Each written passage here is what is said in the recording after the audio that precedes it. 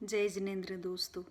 कहानीकार की श्रृंखला में एक कहानी मेरी भी लेकर आई हूँ आपके सामने। मैं मेघा जैन इंदौर से। आप बताइए कि आपको ये कहानी कैसी लगी। कहानी का नाम दिया है मैंने वो ज़माना।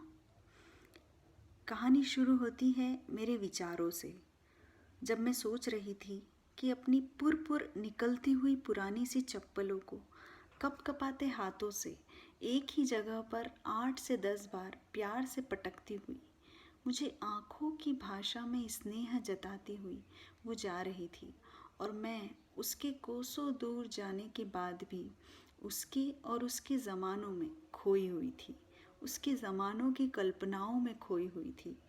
वो आई थी क्यों? वो आई थी मुझे 12.5 रुपये लौटाने के लिए, जो कि मैंने कभी बस का किराया कम होने पर उसे दिए थे। उसने उस वक्त बेमन से उसे स्वीकारा तो था, पर जल्दी लौटाने का वायदा भी किया था। मुझे नहीं पता था कि इतने बड़े मुंबई जैसे शहर में इतने दिनों तक वो मुझे तलाशेगी, और आखिर अपना मकसद पूरा हो जाने पर संतुष्ट होकर मुस्कुराते हुए मेरे पास आएगी और मुझे किसी अपने की तरह सिर पर हाथ रखेगी। मैंने उसे पहचानने से इनकार कर दिया था।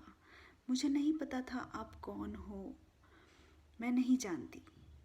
लेकिन उसने उन रुपयों का कर्ज न रखने पर जोर देते हुए मेरे सिर पर हाथ रखा और मुझे बेटी कहकर संबोधित करने लगी।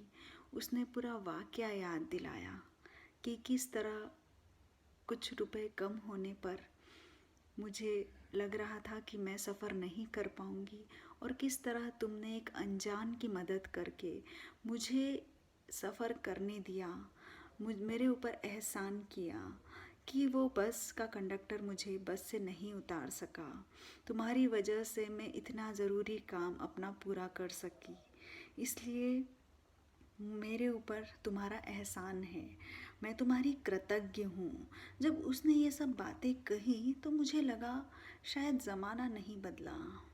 हम कहते हैं कि ज़माना बदल गया, वो ज़माना कुछ और था जब लोग अपने पास वक्त भी रखते थे और दया भी रखते थे, ईमानदारी रखते थे।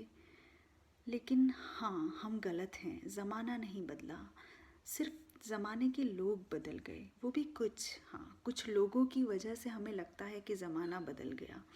काश हम भी ईमानदार और हाँ, मैं आज कहूँगी जो वो लौटाने आई थी कुछ रुपए, वो माँ जैसी थी। हम उन जैसे बनकर उसी ज़माने को दोहरा सकें तो हम कह सकेंगे कि हम भी उस ज़माने में जी रहे हैं। धन्यवाद। कैसी लगी कहानी बताइएगा ज़रूर। जय जिनेंद्र।